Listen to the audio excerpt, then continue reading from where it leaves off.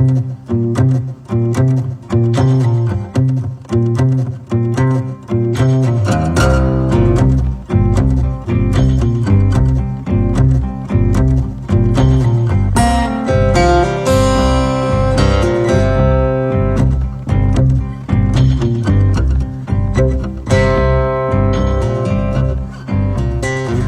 everyone, Bladen Breitreiter, Incident Meteorologist, here to give you a weather update for the Calf Canyon fire for Wednesday, August 10th from the Carson National Forest. So we have a very similar setup today. Our high pressure system is still hanging out in and around the Four Corners region, which is going to kind of reduce our storm coverage today as we get into the afternoon hours.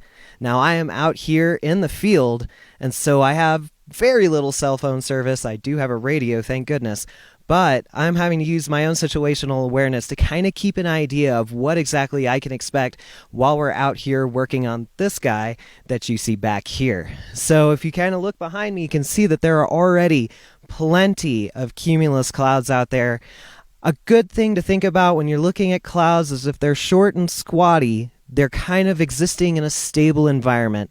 The moment that they start to get some vertical extent, that is a really good way to kind of tell that we have instability present in the atmosphere. And when we're talking about thunderstorms, we need three things. We need instability, moisture, and lift. We're up on a mountain, so we have lift via orographic lift, which is basically air just coming up the side of the mountain and going up to go knock on the sky.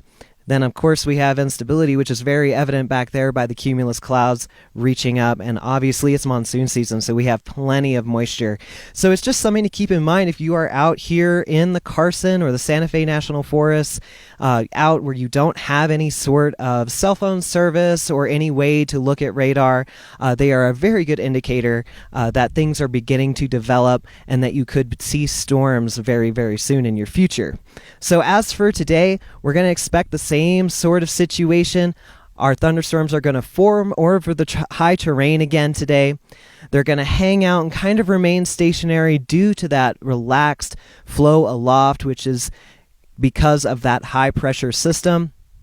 And then eventually, because of where the high pressure is, and high pressure, you'll remember, spins clockwise, it is going to take those storms once they get tall enough and mature enough and actually push them to the west. So instead of these storms favoring the east slopes today, they will more likely favor the west slopes today. We're expecting that initiation to start, as we get into the early afternoon hours and increasing coverage, of course, as we go into the afternoon. So your typical sort of monsoon setup, with the only change being that the storms are now going a little bit to the west as opposed to going a little bit to the east. Now, the reason that we're out here is that we have what's called an IROS. And an IROS is just an acronym for Incident Remote Automated Weather Station. These are stations that are sent over to us from the National Interagency Fire Center, specifically for incidents and for wildfires. And they're really, really cool. You can see this guy in the background here. He measures temperature, relative humidity. We got an anemometer up there, so that's our wind sensor. It will tell us wind speed. It can actually pick up gusts. It'll also tell us the direction at which that wind is coming from. Then as you get a little bit lower on the box here, you'll see there's a little tiny bucket, and that's actually how we measure our precipitation. What happens is that precipitation gets funneled into that bucket, and inside there's actually a little seesaw.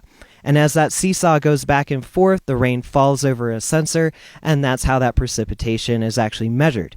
In the case of an incident ROS like this, we actually measure it from the moment it's deployed. So if you were to go to a website to view this data, you would actually see the total accumulated precipitation from the moment that that ROS was deployed at that incident.